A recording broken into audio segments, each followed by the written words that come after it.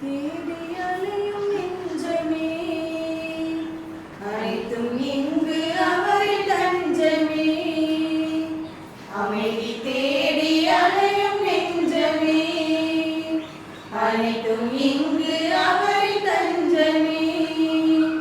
நிலையான சொந்தம், நீங்காத பந்தம், நிலையான சொந்தம், நீங்காத பந்தம், அவரன்றி வேறில்லை. அமைதி தேடி அலையும் நெஞ்சமே, அனைத்தும் இங்கு அவரின் தஞ்சமே. போற்றுவேன் என் தேவனை, பறைசாற்றுவேன் என் நாதனை, என் நாளுமே என் வாழ்விலே. போற்றுவேன் என் தேவனை, பறைசாற்றுவேன் என் நாதனை, என் நாளுமே என் வாழ்விலே. காடு மேடு பள்ளம் என்று கால்கள் சோர்ந்து அலைந்த நாடு நாடுதே, அது தேடுதே. காடு மேடு பள்ளம் என்று கால்கள் சோர்ந்து அலைந்த நாடு நாடுதே, அது தேடுதே. அமைதி தேடி அலையும் நெஞ்சமே, அனைத்தும் இங்கு அவரின் தஞ்சமே. அன்புக்குரியவர்களே, இது திருப்பலியானது திருமதி ஹெலன் கௌரி அவர்களின் ஆன்ம நித்திகளை பாற்றி அடைய திருப்பலி பொழுதுபடுகின்றது. திரு அந்தோணிராஜ் அவருடைய ஆன்ம பற்றிற்காக வேண்டிக் கொள்வோம். திருமதி அமலி ராஜ்குமார் குடும்ப நன்றியாகவும், முக்கியமாக நமது பங்கில் கொரோனாவினால் பாதிக்கப்பட்டவர்கள் நன்கு குணமடையவும், மற்றவர்கள் கொரோனா பாதிப்பின்றி இறைவனால் பாதுகாக்கப்படவும் இத்திருப்பலியில் வேண்டிக் கொள்வோம். திரு தாமஸ் சதானந்தம் அவர்களின் ஆன்ம நித்தியலை பாற்றி அடைய திருப்பலியானது ஒப்புக் கொடுக்கப்படுகின்றது. திரு ஞானமுத்து, திரு ராஜா ஜெசுதாஸ் இவர்களின் ஆன்ம நித்தியலை பாற்றிற்காக ஜெபித்துக் கொள்வோம். திரு சேவியர் வின்ஸ்டன் அவர்கள் ஆன்ம நித்தியலை பாற்றி அடைய திருப்பலியானது ஒப்புக் கொடுக்கப்படுகின்றது. திரு ஜோசப், திருமதி டாக்டர் ராஜம் குடும்பத்திற்கு இறைவன் செய்த சகல நன்மைகளுக்கு நன்றியாகவும், குடும்பத்தில் உள்ள அனைவர் நல்ல உடல் உள்ள நலத்தோடு வாழவும், குடும்பத் தலைவர் மற்றும் குடும்பத் தலைவின் உடல் நலமடையவும் திருப்பலியானது கொடுக்கப்படுகின்றது. திரு அமல் பி ராயன், பபியோலா, திரு தியசாமி, ஜஸ்மின், திரு ராபர்ட் ஜெரிவின் ஆன்ம நிலைப்பாற்றிற்காகவும் மற்றும் குடும்பத்தில் மரித்த அனைத்து ஆன்மாக்கள் நிலைப்பாற்றிற்காகவும், உத்தரிக்கிற சத்துள்ள ஆன்மாக்கள் நிலைப்பாற்றிற்காகவும் இத்திருப்பலியானது ஒப்புக் கொடுக்கப்படுகின்றது.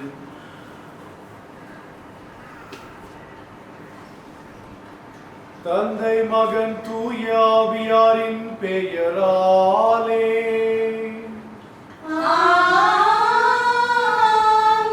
நம் ஆண்டவராகிய இயேசு கிறிஸ்துவின் அருளும் கடவுளின் அன்பும் தூய ஆவியின் நட்புறவும் உங்கள் அனைவரோடும் இருப்பதாக.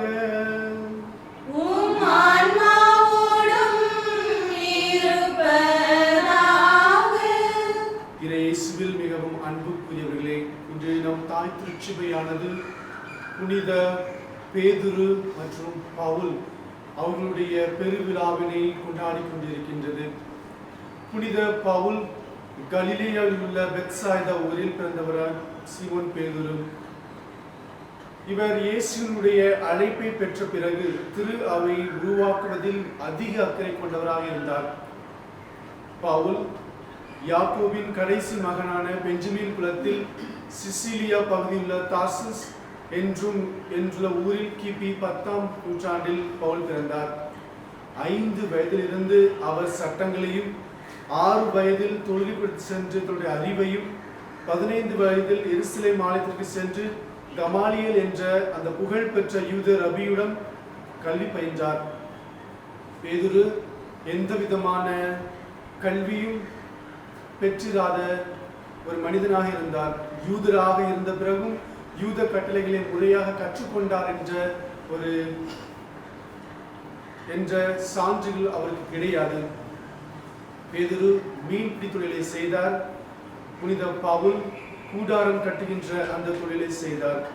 இயேசுவினுடைய அழைப்பு இவருடைய வாழ்க்கையில் எப்பொழுது வருகின்றதோ அவை முழுவதும், அந்த வாழ்க்கை முழுவதுமாக ஒரு நல்விதமாக மாறுவதை நாம் காண்கின்றோம். பேதுரு தன்னுடைய மீன்பிடி தொழிலில் மிகவும் ஆர்வம் கொண்டவராக சிறந்தவராக விளங்கினார். ஆனால் கடவுள் அவரை மனிதர்களை பிடிப்பவராக மாற்றுகின்றார். புனித பவுல் கிறிஸ்தவர்களை கொடுமைப்படுத்தி அவர்களை அழித்து விட வேண்டும் என்ற நோக்கோடு அவர் தன்னுடைய வாழ்க்கையை ஆரம்பிக்கின்றார். எப்பொழுது உயிர்த்த கடவுளுடைய அந்த ஆசிரை அவருடைய வாழ்க்கையில் அவர் பெறுகின்றாரோ அவருடைய வாழ்க்கை முழுமையாக மாறுகின்றது. ஆம் இயேசுவில் பிரியமானவர்களே, இன்று கடவுள் நம் ஒவ்வொருவரையும் அழைக்கின்றார். எவ்வாறு புனித பேதுருவும் பவுல் அடிகளாரும் துணிவோடு கடவுளுக்காக தங்களுடைய வாழ்க்கையை பயன்படுத்தினார்களோ அதே போல நம்முடைய வாழ்க்கையும் கடவுளுக்காக பயன்படுத்த, கடவுளுடைய நற்செய்தியினை மக்களுக்கு பறைசாற்ற நம் ஒவ்வொருவரையும் இன்று அழைத்துள்ளார். ஆகவே பல்வேறு சூழல்களினால் நாம் அவர் நமக்கு கொடுத்த அந்த அழைப்பினை ஏற்று அவருக்குரிய பிள்ளைகளாக வாழ நாம் தவறியிருக்கின்றோம்.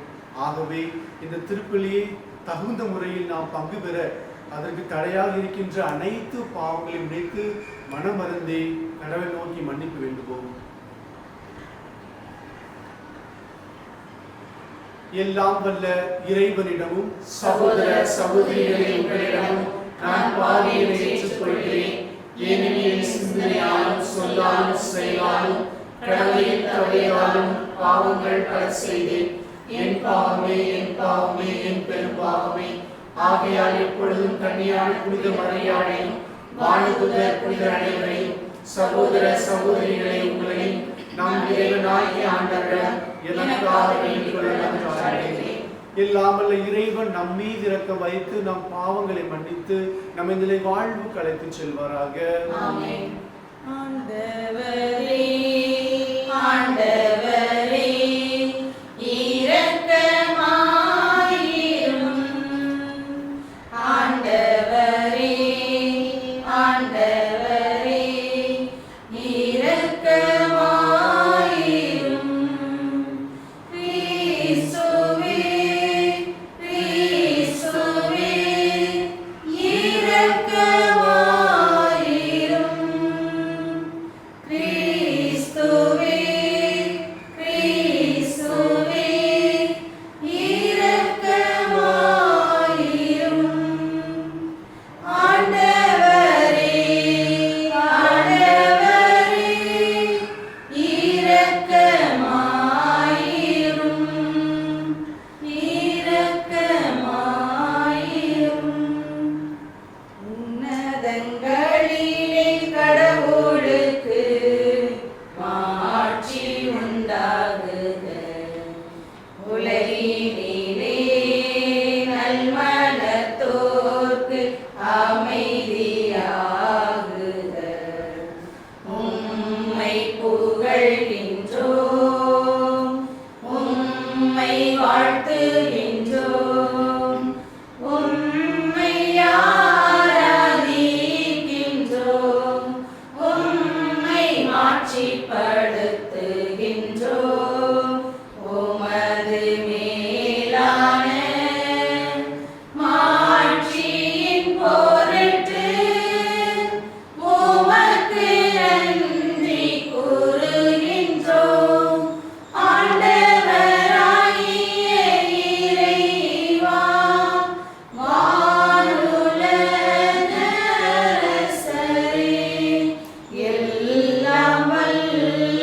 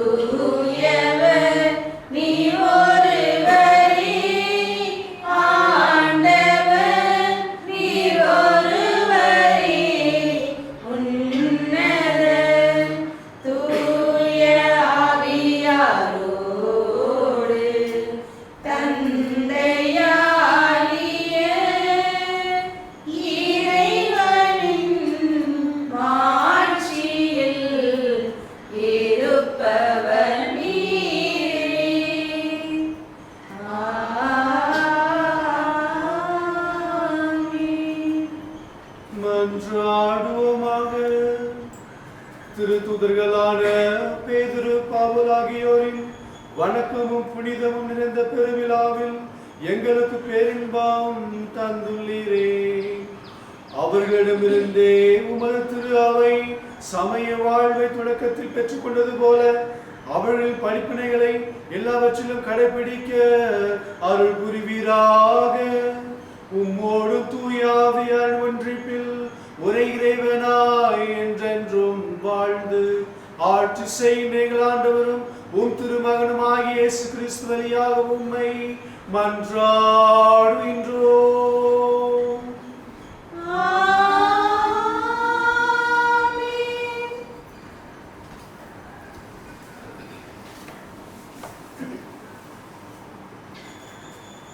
முதல் வாசகம். ஏரோதின் கையிலிருந்து ஆண்டவர் என்னை விடுவித்து காத்தார் என்று நான் உண்மையாகவே அறிந்து கொண்டேன். திருத்தூதர் பணிகள் நூலிலிருந்து வாசகம். அதிகாரம் 12, இறைவசனங்கள் 1 முதல் 11 வரை. அந்நாள்களில் ஏரோது அரசன் திருச்சபையை சார்ந்த மக்கள் சிலரை பிடித்து கொடுமைப்படுத்தினான். யோவானின் சகோதரரான யாக்கோபை வாளால் கொன்றான். அது யூதருக்கு மகிழ்ச்சி அளித்ததைக் கண்டு அவன் தொடர்ந்து பேதுருவையும் கைது செய்தான். அது புளிப்பற்ற அப்ப விழா நாள்களில் நடந்தது. அவரை பிடித்து சிறையில் அடைத்து காவல் செய்யுமாறு 4 படைவீரர் கொண்ட 4 குழுக்களிடம் அவன் ஒப்புவித்தான். பாஸ்கா விழாவுக்கு பின் மக்கள் முன்பாக அவரது வழக்கை விசாரிக்கலாம் என விரும்பினான். பேதுரு இவ்வாறு சிறையில் காவலில் வைக்கப்பட்டிருந்த போது திருச்சபை அவருக்காக கடவுளிடம் உருக்கமாக வேண்டியது. ஏரோது அவரது வழக்கை கேட்பதற்கு முந்தின இரவில் பேதுரு படைவீரர் 20 இடையே 2 சங்கிலிகளால் கட்டப்பட்டு தூங்கிக் கொண்டிருந்தார். காவலர்கள் வாயிலுக்கு முன் சிறையை காவல் செய்து கொண்டிருந்தார்கள். அப்போது ஆண்டவரின் தூதர் அங்கு வந்து நின்றார். அறை ஒளிமயமாகியது. அவர் பேதுருவை தட்டி எழுப்பி உடனே எழுந்திடும் என்று கூற சங்கிலிகள் அவர் கைகளிலிருந்து கீழே விழுந்தன. வானதூதர் அவரிடம் இடைக்கச்சையை கட்டி மிதியடிகளை போட்டுக்கொள்ளும் என்றார். அவரும் அவ்வாறே செய்தார். தூதர் அவரிடம் உமது மேலுடையை அணிந்து கொண்டு என்னை பின்தொடரும் என்றார். பேதுரு வானதூதரை பின்தொடர்ந்து சென்றார். தூதர் மூலமாக நடந்தவையெல்லாம் உண்மை என்று அவர் உணரவில்லை. ஏதோ காட்சி காண்பதாக அவர் நினைத்து கொண்டார். அவர்கள் 1ஆம் காவல் நிலையையும் 2ஆம் காவல் நிலையையும் கடந்து நகருக்கு செல்லும் இரும்பு வாயில் அருகே வந்தபோது அது அவர்களுக்கு தானாகவே திறந்தது. அவர்கள் வெளியே வந்து ஒரு சந்து வழியாக சென்றார்கள். உடனே வானதூதர் அவரை விட்டு அகன்றார். பேதுரு தன்னுணர்வு பெற்றபோது ஆண்டவர் தம் தூதரை அனுப்பி ஏரோதின் கைகளில் இருந்து என்னை விடுவித்து யூத மக்கள் எதிர்பார்த்த எதுவும் நிகழாதவாறு என்னை காத்தார் என்று நான் உண்மையாகவே அறிந்து கொண்டேன் என்றார். ஆண்டவரின் அருள்வாக்கு. இறைவனுக்கு நன்றி. பதிலுரை பாடல் பல்லவி. திருப்பாடல் 34. எல்லா வகையான அச்சத்தினின்றும் ஆண்டவர் என்னை விடுவித்தார். எல்லா வகையான அச்சத்தினின்றும் ஆண்டவர் என்னை விடுவித்தார். எல்லா வகையான அச்சத்தினின்றும் ஆண்டவர் என்னை விடுவித்தார். ஆண்டவரை நான் எக்காலமும் போற்றுவேன். அவரது புகழ் எப்பொழுதும் என் நாவில் ஒலிக்கும். நான் ஆண்டவரை பற்றி பெருமையாக பேசுவேன்.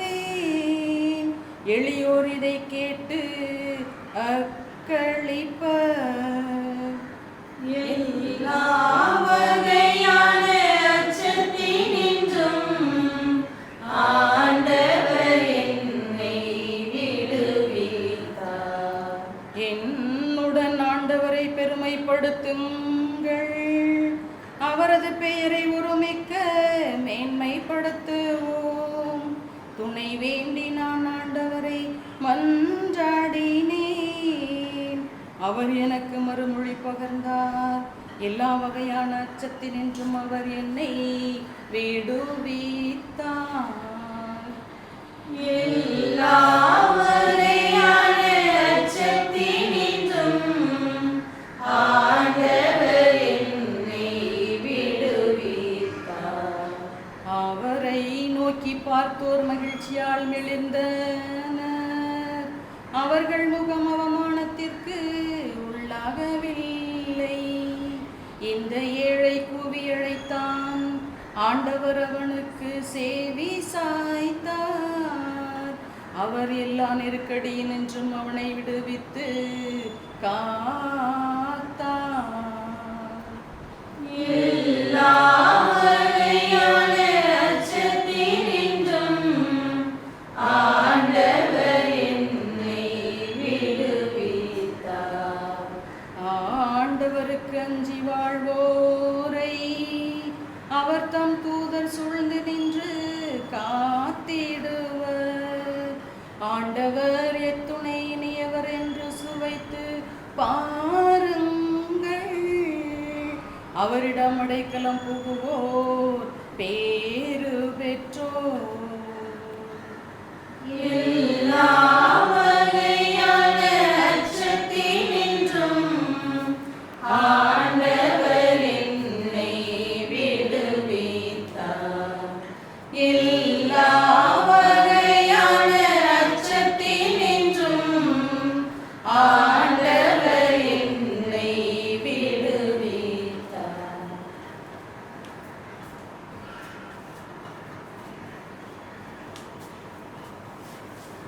இரண்டாம் வாசகம். இனி எனக்கென வைக்கப்பட்டிருப்பது நேரிய வாழ்வுக்கான வெற்றி வாகையே. திருத்தூதர் பவுல் திமோத்தேயுக்கு எழுதிய 2ஆம் திருமுகத்திலிருந்து வாசகம். அதிகாரம் 4, இறை வார்த்தைகள் 6 முதல் 8 மற்றும் 17 முதல் 18 வரை. அன்பிற்குரியவரே, நான் இப்போதே என்னை பலியாக படைக்கிறேன். நான் பிரிந்து செல்ல வேண்டிய நேரம் வந்துவிட்டது. நல்லதொரு போராட்டத்தில் ஈடுபட்டேன். என் ஓட்டத்தை முடித்துவிட்டேன். விசுவாசத்தை காத்து கொண்டேன். இனி எனக்கென வைக்கப்பட்டிருப்பது நேரிய வாழ்வுக்கான வெற்றி வாகையே. அதை இறுதி நாளில் ஆண்டவர் எனக்கு தருவார். நீதியான அந்த நடுவர் எனக்கு மட்டுமல்ல, அவர் தோன்றுவார் என விரும்பி காத்திருக்கும் அனைவருக்குமே தருவார். நான் அறிவித்த நற்செய்தி நிறைவுற்று அனைத்து நாட்டவரும் அதனை கேட்க வேண்டுமென்று ஆண்டவர் என் பக்கம் நின்று எனக்கு வலுவூட்டினார். சிங்கத்தின் வாயிலிருந்தும் என்னை விடுவித்தார்.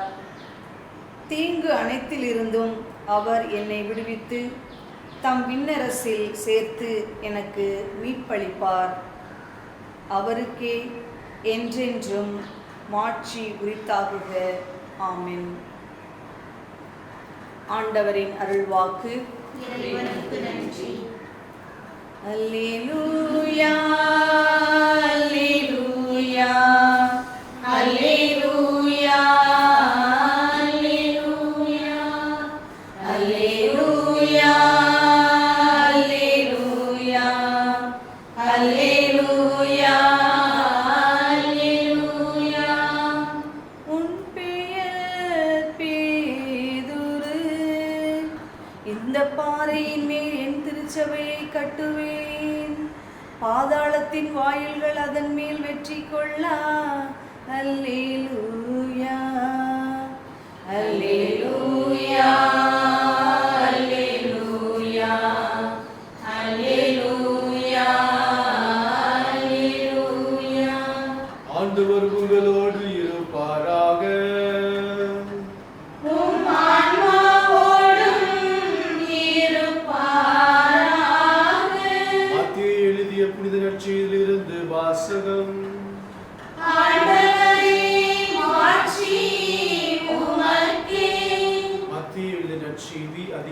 14 இறை வசனங்கள் 13 முதல் 19 வரை. இயேசு பிலிப்பு செசாரியா பகுதிக்கு சென்றார். அவர் தம் சீடரை நோக்கி, மானிட மகன் யார் என்று மக்கள் சொல்கிறார்கள் என்று கேட்டார். அதற்கு அவர்கள், சிலர் திருமுழுக்கு யோவான் எனவும், வேறு சிலர் எலியா எனவும், மற்றும் சிலர் எரேமியா அல்லது பிற இறைவாக்கினர்கள் ஒருவர் என்றும் சொல்கின்றனர் என்றார்கள். ஆனால் நீங்கள் நான் யார் என சொல்கிறீர்கள் என்று அவர் கேட்டார். சீமோன் பேதுரு மறுமொழியாக, நீர் மெசியா, வாழும் கடவுளின் மகன் என்று உரைத்தார். அதற்கு இயேசு, யோனாவின் மகனான சீமோனே, நீ பேறு பெற்றவன், ஏனெனில் எந்த மனிதரும் இதை உனக்கு வெளிப்படுத்தவில்லை, மாறாக விண்ணுலகில் உள்ள என் தந்தையை வெளிப்படுத்தியுள்ளார். எனவே நான் உனக்கு உறுதியாக சொல்கிறேன், உன் பெயர் பேதுரு, இந்த பாறையின் மேல் என் திருச்சபையை கட்டுவேன், பாதாளத்தின் வாயில்கள் அதன் மேல் வெற்றி கொள்ளா. விண்ணரசின் திறவுகோல்களை நான் உன்னிடம் தருவேன். மண்ணுலகில் நீ தடை செய்வது விண்ணுலகிலும் தடை செய்யப்பட்டுப்படும், மண்ணுலகில் நீ அனுமதிப்பது விண்ணுலகிலும் அனுமதிக்கப்படும் என்றார். இது கிறிஸ்துவின் நற்செய்தி.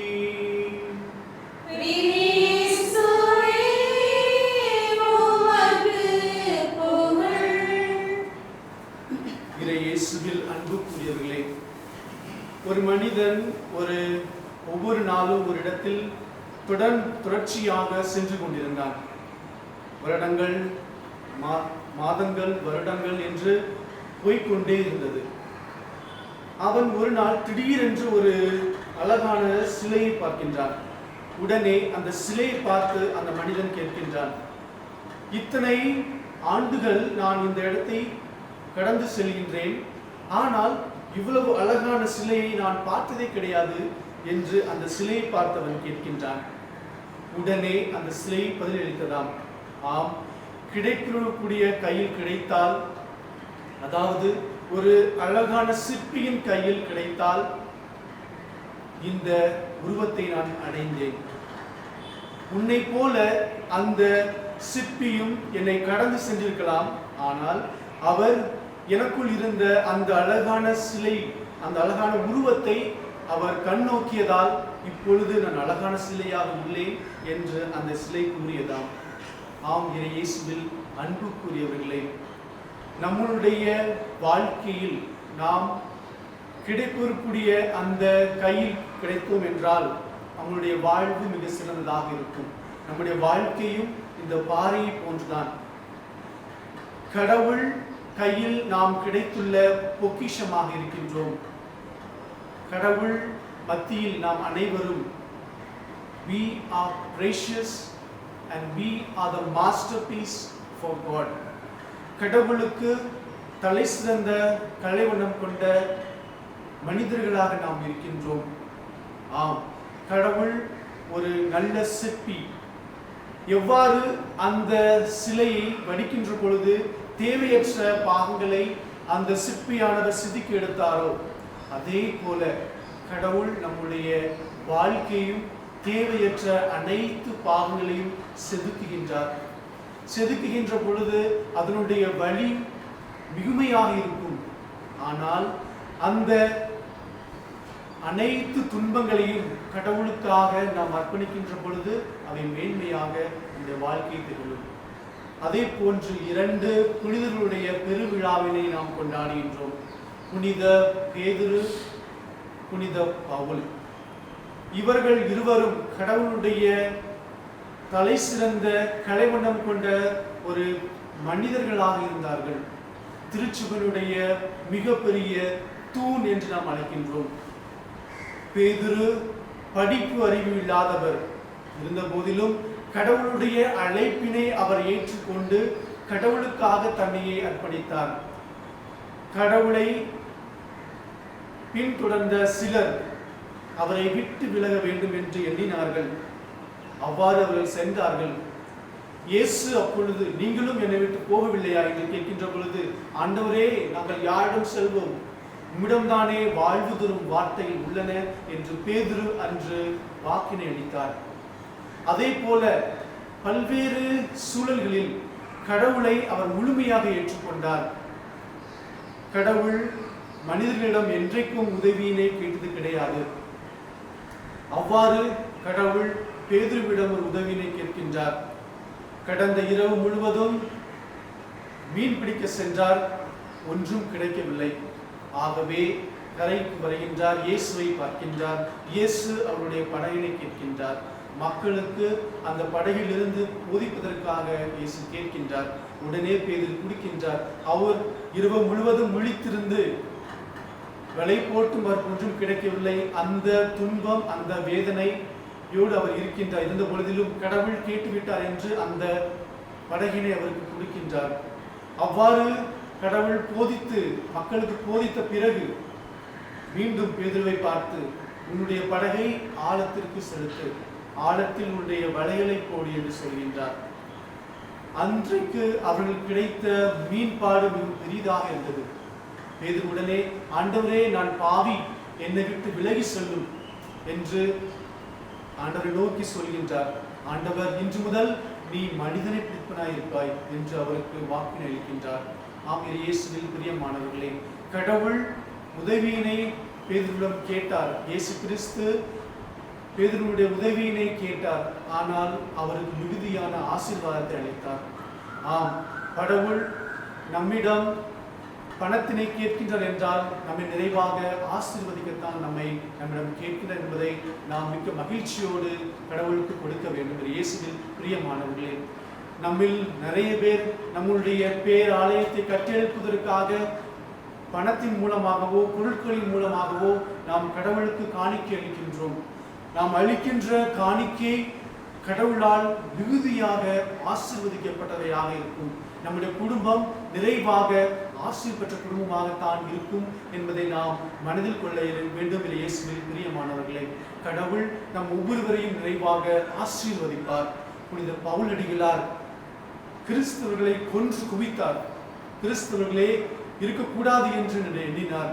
எப்பொழுது உயிர்த்த ஆண்டவருடைய மகிமையினை அவருடைய வாழ்க்கையில் அவர் பெற்றுக்கொண்டாரோ அப்பொழுது அவர் துணிவினை பெற்று கடவுளுக்காக நற்செய்தியை பல்வேறு வகையான இடங்களில் அவர் போதிக்கின்றார். ஆமாம், இயேசுவில் பிரியமானவர்களே, அவர் கடவுளுக்காக தன் வாழ்க்கையே அர்ப்பணிக்க அவர் தயாராக இருந்தார். ஆம், இயேசு கிறிஸ்து இவ்வுலகில் அன்பு என்ற நற்செய்தியை பறைசாற்ற வந்தார். இந்த அன்பு என்ற அந்த நற்செய்தியிலிருந்துதான் அம்மா என்ற சொல், 3 எழுத்து சொல் வந்தது. அந்த அம்மா என்ற சொல்லிலிருந்துதான் அப்பா என்ற சொல் வந்தது.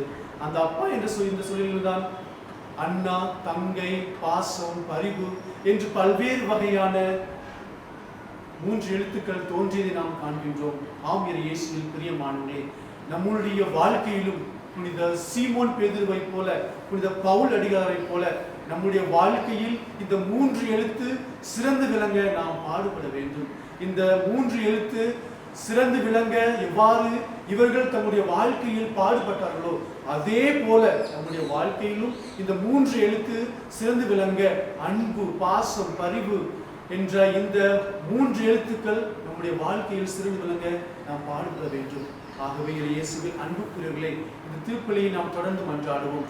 எவ்வாறு பேதுரு பவுலை கடவுள் அழைத்தாரோ, அழைத்து அவர்களுக்கு சக்தினை அளித்து அவருடைய நற்செய்திக்கு ஒரு போர் வீரர்களைப் போல, கடவுளுடைய ஆன்மீக போர் வீரர்களைப் போல அவர்கள் வாழ்ந்தார்களோ அதே போல நம் ஒவ்வொருவரையும் திருமுழுக்கின் வழியாக கடவுள் நம் ஒவ்வொருவரையும் தேர்ந்தெடுத்திருக்கின்றார்.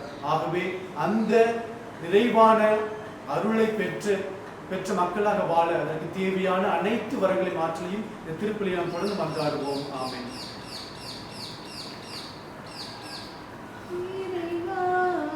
அனைவரும் எழுந்து நின்று நம்முடைய விசுவாசத்தை அறிக்கையிடுவோம்.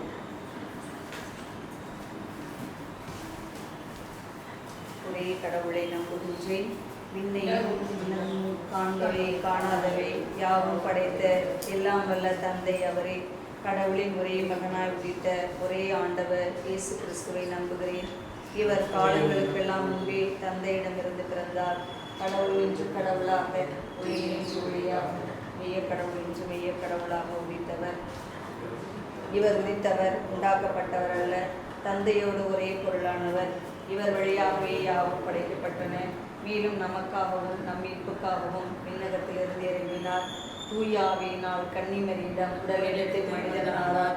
மேலும் நமக்காக போந்தி பிலாத்து அதிகாரத்தில் பாடுபட்டு சிலுவையில் அறையப்பட்டு பாடுபட்டு இறந்து அடக்கம் செய்யப்பட்டார்.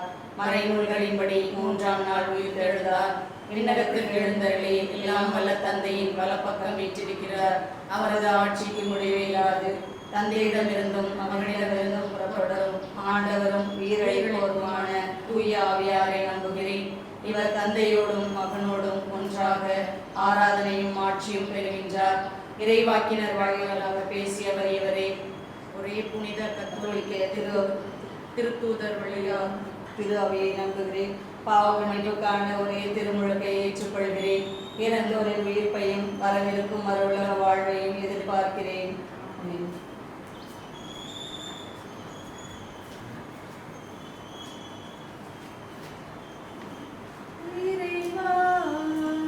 உந்தன் பாதம் வருகின்றேன்,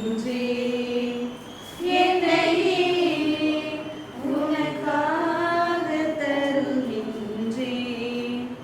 இறைவா, உந்தன் பாதம் வருகின்றேன், என்னையே உனக்காக தருகின்றேன்.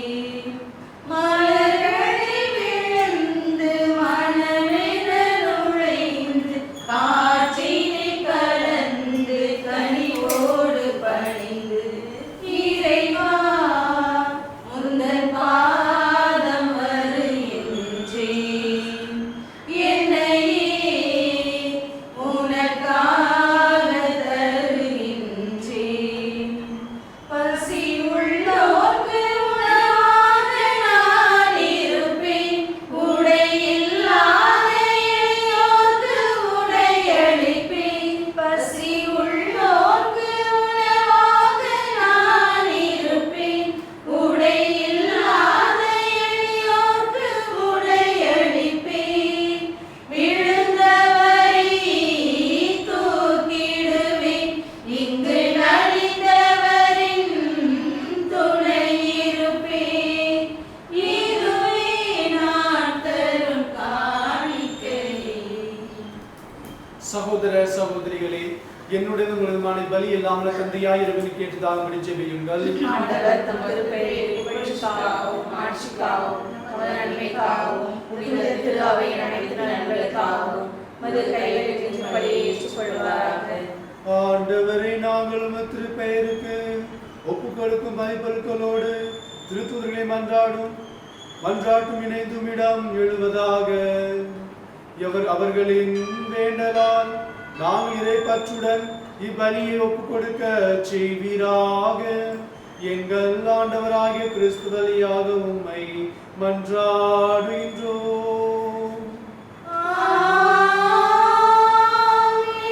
ஆண்டவர் உங்களோடு இருப்பாராக. உம் ஆன்மாவோடும் இருப்பாராக. இதயங்களை மேலே எழுப்புங்கள். ஆண்டவரிடம் எழுப்பியுள்ளோம்.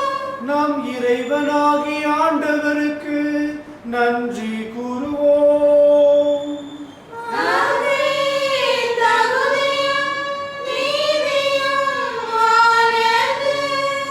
ஆண்டவரே, தூயவரான தந்தையே, என்றும் உள்ள எல்லாம் அல்ல இறைவா, என்னாலும் எவ்விடத்திலும் நாங்கள் உமக்கு நன்றி செலுத்துவது மெய்யாகவே தகுதியும் நீதியும் ஆகும். எங்கள் கடமையும் மீட்புக்குரிய செயலுமாகும். ஏனெனில் உமது திருவிழப்படி திருத்தூதர்களான புனித பேதுருவும் புனித பவுலும் எங்களை மகிழ்விக்கின்றன. பேதுரு நம்பிக்கையை அறிவிடுவதில் முதன்மையானவராக திகழ்ந்து இஸ்ராயல் எழுச்சியினரை கொண்டு தொடக்க திரு அவை ஏற்படுத்தினார். பவுல் அந்நம்பிக்கையை உயர்த்துணர்ந்து தெளிவான போதித்து அழைக்கப்பட்ட பிரினத்தாருக்கு ஆசிரியராகவும் போதகராகவும் விளங்கினார். இவ்வாறு வெவ்வேறு முறையில் கிறிஸ்துவின் ஒரே குடும்பத்தை உருவாக்கி அவர்கள் ஒன்றாக வெற்றி வாகை சூடி உலகம் எங்கும் வணக்கம் பெறுகின்றன. ஆகவே புனித வானதூதரோடும் சேர்ந்து நாங்கள் உமக்கு புகழ்ந்தேத்து முடிவின்றி பாடுவதாவது: தூயவர் தூயவர் தூயவர் வான்படைகளின் கடவுளாம் ஆண்டவர். விண்ணகமும் மண்ணகமும் உமது மாட்சியால் நிறைந்துள்ளன. உன்னதங்களிலே ஓசன்னா, உன்னதங்களிலே ஓசன்னா. ஆண்டவர் பெயரால் வருகிறவர் ஆசி பெற்றவர். உன்னதங்களிலே ஓசன்னா, உன்னதங்களிலே ஓசன்னா. ஆண்டவரே, நீர் மெய்யாகவே தூயவர், தூய்மை அனைத்திற்கும் முற்று. ஆகவே உம்முடைய ஆவிய பொழியுடைய காணிக்கைகளை தூய்மைப்படுத்த உம்மை வேண்டுகின்றோம். இவ்வாறு எங்கள் ஆண்டவர் இயேசு கிறிஸ்துவின் உடலும் இரத்தமுமாக இவை எங்களுக்கு மாறுவனவாக. அவர் பாடுபட உளம் கனிந்து தம்மை கையளித்த போது அப்பத்தை எடுத்து நன்றி செலுத்தி அதை பிட்டு தம் சீடர்களுக்கு அளித்து அவர் கூறியதாவது: அனைவரும் இதிலிருந்து பெற்று உண்ணுங்கள், ஏனெனில் இது உங்களுக்காக கையளிக்கப்படும் என் உடல்.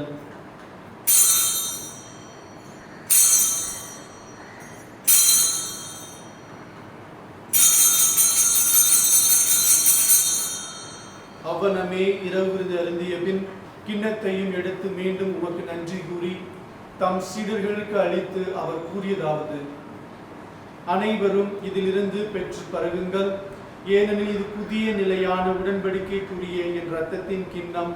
இது பாவ மன்னிப்புக்கென்று உங்களுக்காகவும் பலருக்காகவும் சிந்தப்படும். இதை என் நினைவாக செய்யுங்கள்.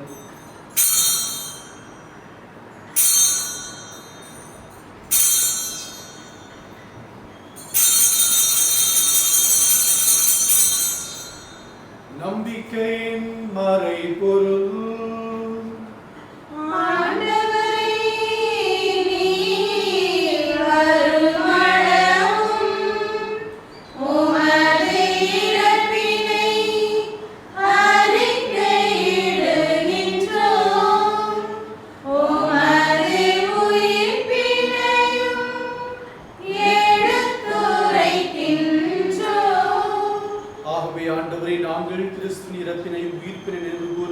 வாழ்வு தரும் அப்பத்தை மீட்பளிக்கும் கிண்ணத்தையும் உமக்கு ஒப்புக்கொடுக்கின்றோம்.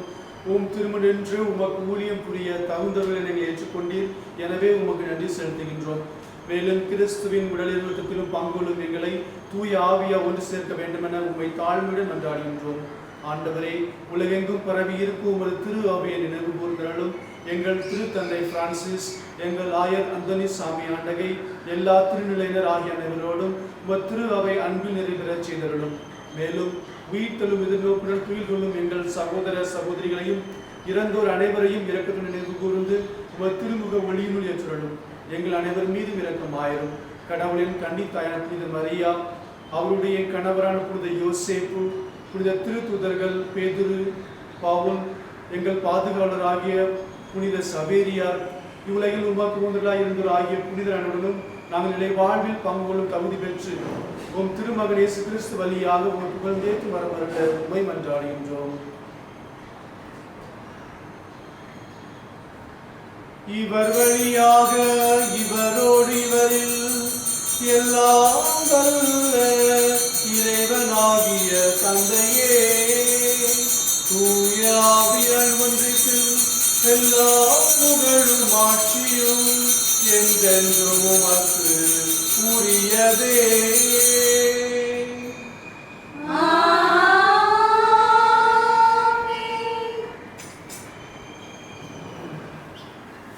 மீட்பரின் கட்டளையால் கற்பிக்கப்பட்டு இறைப்படிப்பினையால் பயிற்சி பெற்றலாம் துணிந்து பாடுவோம். எங்கள் தந்தையே, உமது பெயர் தூயது என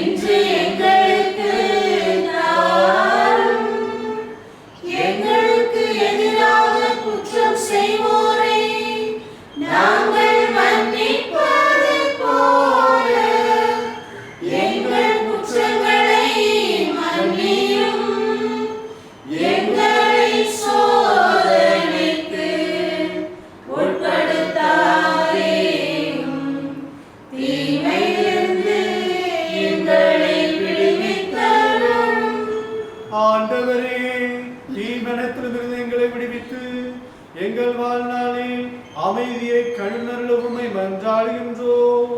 உமது இரக்கத்தின் உதவியா நாங்கள் பாவத்தில் இருந்து எப்போது விடுதலை பெற்று யாதொரு கலக்கமின்றி நலமாயிருப்போமாக. நாங்கள் இதை நோக்கி இருக்கும் பேரின்பத்திற்காகவும் என் மீட்பராகிய இயேசு கிறிஸ்து வருகைக்காகவும் காத்திருக்கின்றோம். ஆட்சியும் வல்லமையும் மாட்சியும் என்றென்றும் உமதே. ஆண்டவரே இயேசு கிறிஸ்துவே, அமைதி உங்களுக்கு விட்டு செல்கின்றேன், என் அமைதி உங்களுக்கு அளிக்கிறேன் என்று உம் திருத்தூதர்களுக்கு மொழிந்தீரே. எங்கள் பாவங்களை பாராமல் உமத்திரு அவை நம்பிக்கையை கண்ணோக்கி உமத்திருளத்திற்கு ஏற்ப அதற்கு அமைதி ஒற்றுமையும் அழுத்தல்வீராக. என்றென்றும் வாழ்ந்து ஆட்சி செய்கின்றவர் நீரே.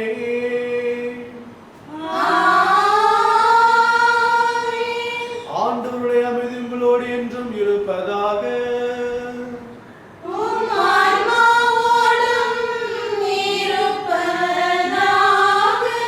ஒருவருக்கு ஒருவர் அமைதியை பகிர்ந்து கொள்வோம். உலகின் பாவங்களை போக்கும் இறைவனின் செம்மறியே, எங்கள் மேல் இரக்கமாயிரும். உலகின் பாவங்களை போக்கும் இறைவனின் செம்மறியே, எங்கள் மேல் இரக்கமாயிரும். உலகின் பாவங்களை போக்கும் இறைவனின் செம்மறியே, எங்களுக்கு அமைதியை அளித்தருளும்.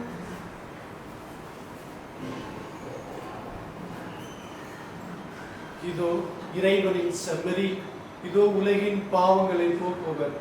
செம்மறின் விருந்துக்கு அழைக்கப்பட்ட நாம் அனைவரும் பேறு பெற்றோர்.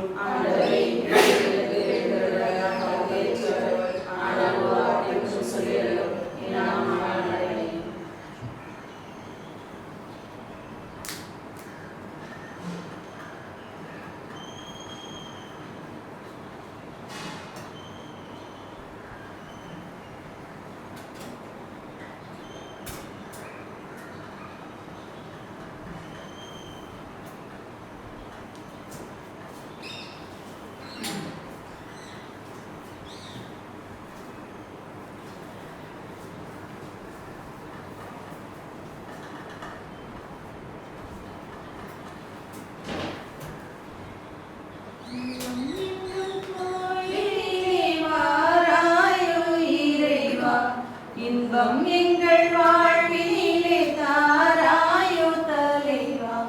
உள்ளம் என்னும் கோயிலே வாராயோ இறைவா. இன்பம் எங்கள் வாழ்வினிலே தாராயோ தலைவா. நீயே என் தேடல், நீயே என் பாடல், நீயே என் ராகம் தாளம் சங்கீதமாம். நீயே என் தேடல், நீயே என் பாடல், நீயே என் ராகம் தாளம் சங்கீதமாம். மழையாக நதியாக இசையாக வா. உணவாக உறவாக உயிராக வா. உள்ளம் என்னும் கோயிலே வாராயோ இறைவா. இன்பம் எங்கள் வாழ்வினிலே தாராயோ தலைவா.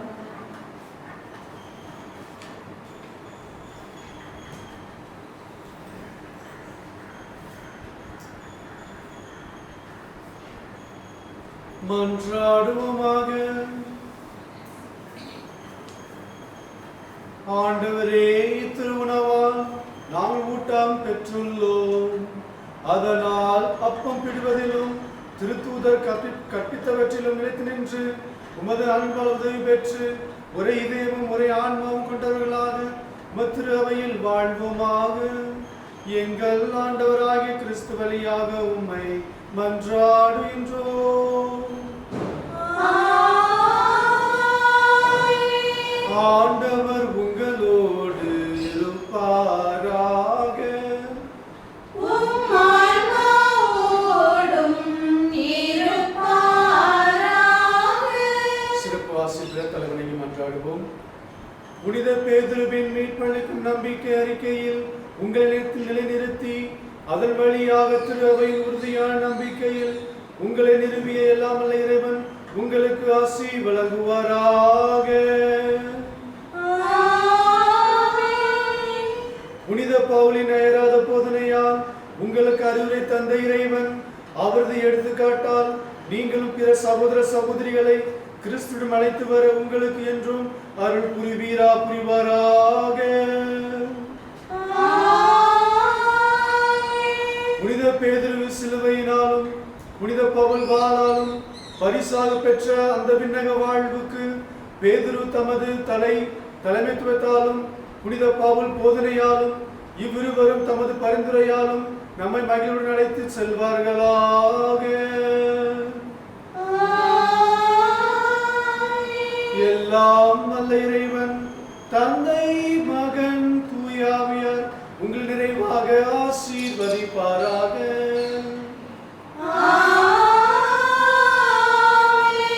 சென்று வாருங்கள், திருப்பலி நிறைவேறிற்று.